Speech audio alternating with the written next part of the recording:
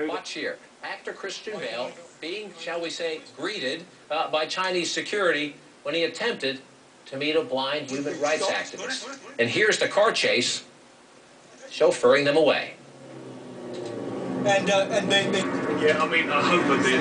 Half the time, though, as I'm doing that, they're smacking. That's it. Smacking. They're not letting us go. They're still right on our tail. CNN correspondent Stan Grant was with Christian Bale. He joins us now from Beijing. Stan, looked like pretty rough going out there. Take us, what happened?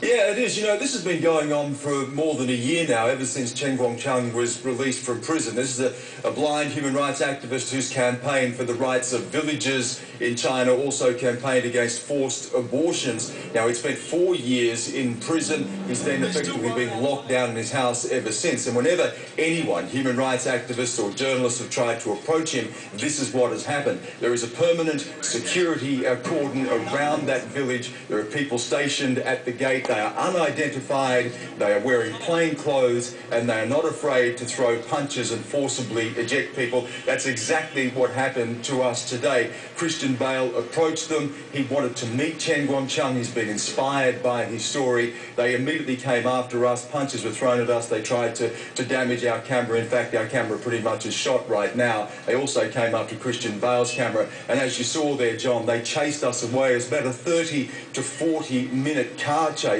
down through the village, around winding streets, up dirt lanes and so on, until we were able to finally shake them off and get out of the province. But it really does show the brittleness really here in China, John. We talk about China being a superpower, China, of course, emerging as a potential rival to the United States. And here is this country with all of its economic might concerned about one man, a blind activist, and going to these lengths to try to stop people to get close to it. John? And let's listen, Stan, to what Christian Bale said after going through this little exercise. I think that had we been locals, we would have been roughed up very severely. As it was, being foreigners, they tried to take the cameras and then just forced us away.